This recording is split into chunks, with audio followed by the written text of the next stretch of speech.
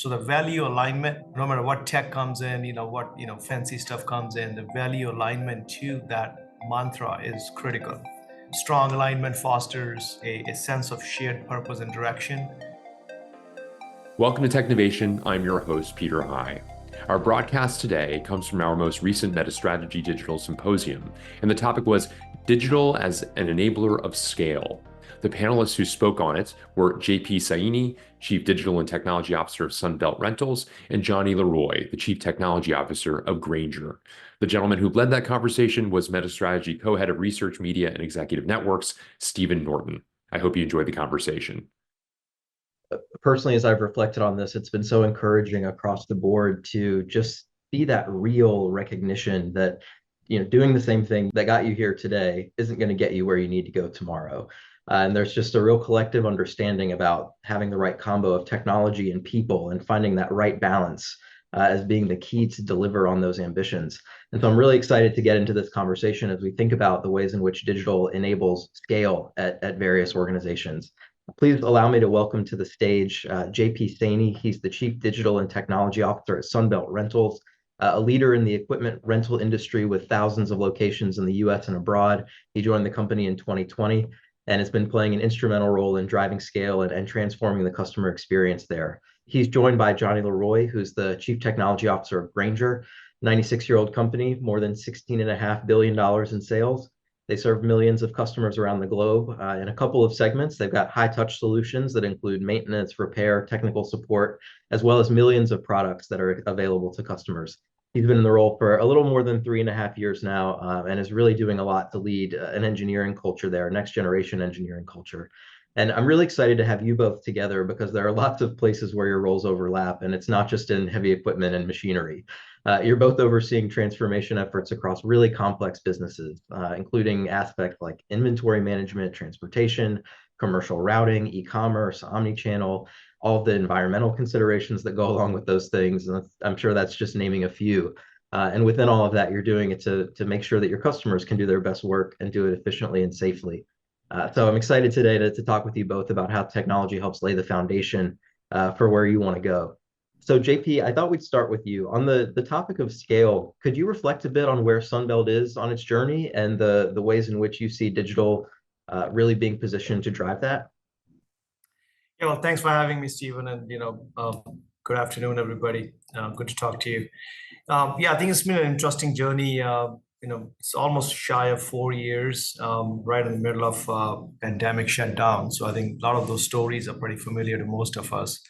But I was listening earlier about, when is the right time to invest? I think, we chose to invest when the world was in a total shutdown mode and, get ready for what we needed to. So I think the bets are certainly paying off. It's been a long journey of, 3 years of, lots of build.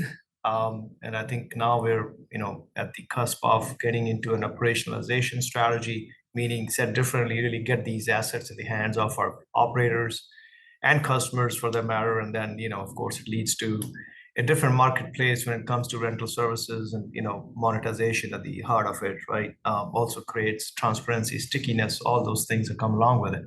So yeah, it's been a, long, hard run. I think we're looking for a break soon.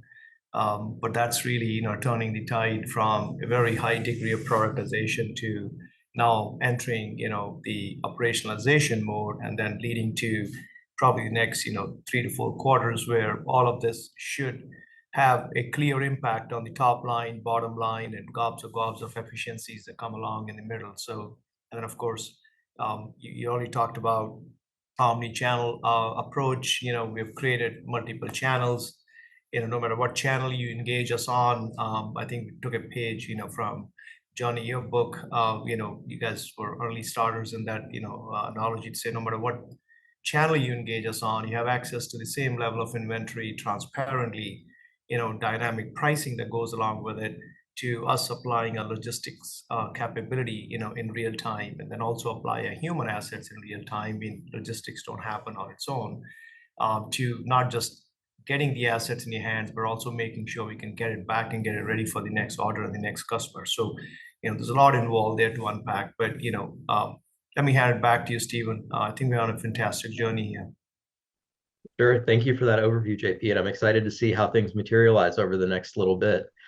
For both of you, your businesses obviously involve high touch interactions with customers and that are becoming more and more data driven, both to deliver insights to people, but also to make sure that that experience is top notch, especially when expectations are only getting uh, bigger and higher. Jonny, as you think about Grainger's evolution, how do you think about making sure your customers, either internal or external or both, have the right data at the right time to deliver on some of those business outcomes that you're looking for?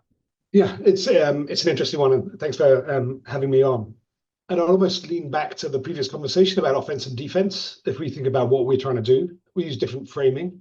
We talk about how we're trying to drive advantage, scale, grow our business, and how we're trying to modernize our systems. And JP, you'd mentioned we were early movers in some technology areas, and we've been early adopters. But that means you've got the duty to keep up and keep modernizing and keep tending your garden to keep the weeds out. And then in the middle of that strategy is how do we evolve our ways of working, our talent, and our culture. But the key about getting data into the right places, we think you've got to understand the mechanics of how we grow our business and what matters. So we really try to focus on the mechanics of not just how we grow revenue, but how we win and retain customers and what matters for them. So we've been investing a lot into systems that help us understand our products and our assortment, and understand our customers. We're trying to generate this nice flywheel of better systems that help our team members create better data, whether they're going through our assortment, working out what products we should stock, how to describe them, or people understanding our customers or managing inventory. And those flywheels of better systems allow our team members with better standard work to generate better data. So the simple first part of our strategy is have better data, and a lot of our products and software investments are generating better data. Next part is really get it to the right people at the right time in the right ways.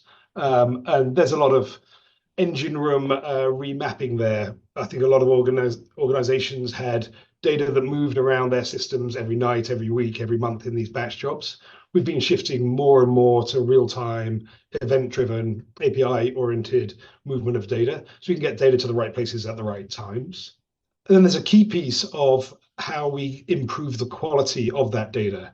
And we think getting the right ownership or accountability on top of that data is a really important part. And it's part of the data mesh thinking of how do you have some sort of product ownership around data. So you see it as an internal asset that you're trying to make available to your organization. So that's one we're beginning to work on for some of our advanced data sets. Who owns them? Who's accountable for the quality of them and how they're consumed? Finally, we need to activate that data. And so there's lots of good examples of getting it into the right places at the right times. But there's some interesting ones of, as you mentioned, we operate this high touch model. We're not just digital, but we're digital and people. Team members who go out and visit our customers. For example, we manage inventory with some vending machines and some stock rooms that we manage. We're doing a lot of interesting work of how to support the reps who go out into the field to support those that machinery and manage inventory. Whether it's through what's now traditional AI investments in computer vision to recognize products or see how full or empty stock rooms are, or in how to secure vending machines and so on. There's a huge amount of getting the right data into the right places at the right times. But it all starts with having good data, and that's a big part of our focus. Excellent. Yeah, I appreciate your comment about sort of that virtuous cycle or the flywheel of data and allowing your systems to create better data. In that sense, it becomes everyone's role to help ensure that that is good, but also layering on that layer of ownership and accountability that makes sure that that's going to happen not only for a little while, but really continue as the organization scales up. Excellent. Terry, would you mind bringing up the results of the poll, please? So this one was looking at where folks are focused in terms of talent and AI. And it looks like we're about an even split between scaling AI productivity tools and widespread education and upskilling. And I suppose there are some ways in which that those two things overlap, and it certainly matches what we've heard a little bit earlier today about the role that AI can play in delivering some of these productivity changes. I would love to build on that a little bit and talk to you guys about the people aspect. Jonny, as you just mentioned, right, you're not just giving people tools out in the field. There's an element of having to make sure that the people are able to use those tools effectively. I'll stick with you for now, Jonny. How are you thinking about that bigger cultural shift or educational piece with your customers? So with we have sort of various layers of customers who we're looking at, and really for our customers out there who are buying our products, we're not actually trying to educate them. We're not trying to educate them on using new technology. We're trying to show up and meet them where they are and make their problems go away. They don't want to have to be worrying about, do I have enough tools or gloves, or am I going to run out of equipment to keep my operations running? That's our problem we try to take off their hands. And that's part of the value of having a high touch model is we have people who go visit them. We have fairly sort of easy to use systems often integrated into their world and into their procurement channels. So our job is then to empower our humans and empower those systems with better tooling. So in many ways, we're not trying to educate the customers. We're trying to meet them where they are. Internally, I think we are trying to educate folks. And so I think if I think about our technology talents, there's a big effort there to work out how do we get people ready for some of the new skill sets and how do we support people with self-guided learning and then in the moment training. We do a lot of dojos to support teams as a whole. And I think there's some interesting work right now to try to work out some of the new data science, machine learning roles. What's the sort of breadth or narrowness of them? And how do you focus in on what's a machine learning scientist? How do they focus on what they're really good at? And what's a more general automation engineering type role where we can cross-purpose someone who's good at cloud automation or infrastructure automation or just software automation and bring them to bear into some of those new ML ops tools. So we're trying to work out what are the pathways to develop those skill sets for new and highly experienced team members. Yeah, absolutely. Something we're hearing a lot of is what do those new roles look like? What are they called? How's it going to look? Definitely early stages, but an exciting time for sure. JP, turning to you, I'd love to stay on the culture piece. What do you see as some of the keys to driving the cultural transformation inside Sunbelt, especially as you think about preparing for that next level of growth? Yeah, no, Stephen, I think the value alignment is the first one. I think, what do we stand for as a business? What's our core? How do our customers perceive us? I think, we're known for making sure that when we say we deliver the services we do, whether it's hustle or muscle or, everything within, it gets done, right? So I think that's the value, in the fabric of the Sunbelt culture. So the value alignment, no matter what tech comes in, what, fancy stuff comes in, the value alignment to that mantra is critical.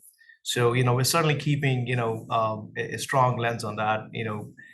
Strong alignment fosters, a sense of shared purpose and direction.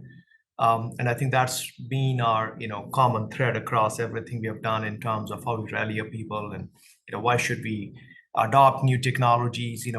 What does it bring to the table? Does it freeing up my quality time? Is it helping me nurture the customer better or putting time back in the bank for some strategic thinking? But then also leadership commitment. I think the culture, certainly flows downhill. So whether it's our, ops, our business leaders, our folks in the field, or, call it, back in the cab in a 18-wheeler, that leadership is critical. And I think we just don't believe in, leaders and followers. I think each one of us is a leader. It's the shadow we create every day. You're a leader representing Sunbelt when you show up for a delivery at a customer site. So I think, that's sort of the mindset that we haven't really, let go of. And then inclusion and diversity, not just caste, color, creed. I think that, it has to be done as a society, but really about involving right people, the right time, early engagement, making sure that there is, an opportunity to engage, opportunity to share, the wants and needs. And then, of course, there's always level of practicality that you have to apply to it. What gets done when and where. Every idea is a good idea. To continuous learning and development. I think we have seen in our careers, things evolve. There's no stagnation in this race. So investing in our people, not just in tech and tools and ways to get stuff done, but really about polishing the brass in terms of soft skills. I think that goes a longer way, if you would. So we have invested in a engagement program from manager up, where it's a very broad reach, and we're just helping folks get better at the craft, whether it's the craft of engaging internally or managing a partner or interaction in a group setting. And then, of course, adaptability and innovation. I think we have this mindset of not just get it done and forget about it. It's the RCI, the run with continuous innovation model, meaning we are going to continually deliver and evolve over a period of time, and I think that's the foreseeable future. So that's, I think, is really what the cultural aspect to this business transformation is all about. And I think so we went in from multi-pronged approach to say we can't just do one or the other. If we didn't move from all different directions, we were bound to lose some traction with the folks, or lose folks in that journey that we didn't want to lose, who have so much intellectual capital in their heads and market knowledge that they can bring to the table. So yeah, right there. Excellent. Thank you. That's a great overview. And it's making me think back to what Nilu was saying about the stool of aligning people, process, and technology. And I like the extra layer of addition there, really around the values, leadership, inclusion, and driving the leadership mindset in everyone, and also making sure that your teams are able to grow with you as you scale, and really bringing the whole organization along. Thank you for that. Pivoting slightly to the AI question, this goes back to the poll. So we've talked a bit already today about opportunities for productivity. We've heard about some companies that are piloting it in small groups and sort of seeing where the most value might be accrued. Jonny, curious where you are in that experimentation phase, and what do you see as some of the bigger opportunities, as well as maybe some potential challenges as you look to scale this up? Yeah, we've been doing traditional AI, as I said, for quite a while. The old sort of, it's funny to call it that, but we've got our fair selection of PhDs and patents. I had quite a focus on computer vision because we operate in the real physical world. And so understanding the physical world, we still think is an important advantage. We've still got a lot of innovation happening in that side, and a lot around how we manage search, help people find our products. But we're very interested and excited what's possible out of generative AI. And I think we have some of the expected experiments of how to get people the right tooling in a well-governed, well-structured way where we're managing risks. We think we've got the right partners and guardrails in place. Experimenting on the customer service side. For us, the human in the loop piece is actually quite easy because we are a high-touch model, and so we're trying to put superpowers into the hands of our team members. So we're experimenting with some of that, and that seems to be going pretty well. Doing a fair amount on the technology side as well. So some of the coding assistants, not Codium, I'm afraid, yet. We're also looking at that, the whole life cycle and where's their waste, seeing a lot of these AI investments as continuous improvement. And improving coding is one piece, but improving information retrieval, finding out about existing systems, prior decisions, how to integrate with other systems. We've actually had some tools that came out of our internal hackathons that pulled that information together. So we see really good possibility there of getting more productive. So how do we do more with a constrained or a maintained budget? I do think some of these things are becoming commoditized, though. And I think an area we're watching is, I believe the leverage you get from larger language models is beginning to taper. Now, there may be emergent capabilities that come out of them. And now we're really looking at the sort of the cost management side of it as things begin to scale. And I'm beginning to talk about ML FinOps, the sort of cost management you do in the cloud for ML. And some of that is selecting the right model that has the right capability level, but not overly expensive. And similarly to ground ML systems in your truth and get the right answers, we're tending to have to stuff a lot of information into the context, and that translates into tokens, which translates into money. And so managing how much information you stuff into them, what models you select, and how you structure your architecture, I think that's actually going to be one of the emerging problems we look at. And I don't think the cost benefits coming out of the major providers will hit us in time as we try to scale these systems. So we're going to have to do some ourselves. Got it. Yeah, it's amazing as this has gone into operationalization stage, just how quickly some of that cost management discussion has ramped up. Thank you for sharing. JP, turning to you, I'd love to hear where you all are in that journey, and some of the things that you're thinking about in terms of both challenges and opportunities for either traditional AI, as Jonny nicely put it, or generative AI. Yeah, I think we're working from both ends. Think of about 18 to 19 billion, worth of fleet that keeps growing every quarter just in the North American, market alone. So these assets have to be, serviced in the field, back in the shop. We have a huge investment in telematics and IoT. What's happening in these machines, the health and utilization is where we started. But now we're really transitioning to, predictive, to say, predict when a machine or a tool is going to fail, to actually prescribing an action if we can remotely. I think that just is efficient for everybody. There's no work stoppage. We are able to, in fact, get ahead of it to see there's, pick something up, swap, a replacement, or we know that's going to, coming back in a day and the part is going to fail in 2 days, and we can be proactive about making sure part is either on the shelf, the technician is, identified, time is, allocated. So in our business, it's all about what we call, an asset being rent ready. And if asset is not rent ready, it's not making money. It's perishable inventory and perishable revenue, if we would. So we never recover from, any of that. So in any given day, there is quite a bit of that stuff in the flux. Stuff is in transit. It's back on its way.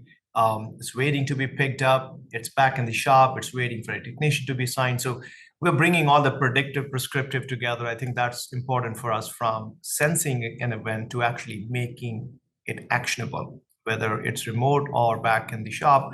Two, on the generative AI side, I think the biggest impact we have is making sure that our people are operating safely. If you take a persona of a service technician, when they're performing these, high-end repairs, well, they have to flip through manuals. They may have to, call a buddy, or they're calling, an OEM, versus we're trying to bring generative AI together where it's a guided, aided repair. Said differently, you got access to all these, PDFs and diagrams and, schematics to all this intellectual property that exists internally or otherwise.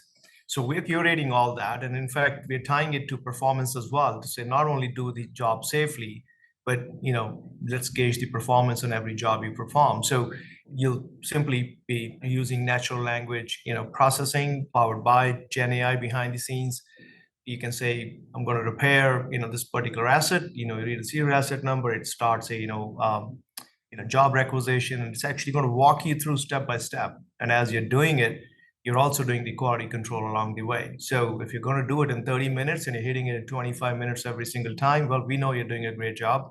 But if you're struggling, in doing it every, 35, 40 minutes, we know you need some training. So there are lots of, usage.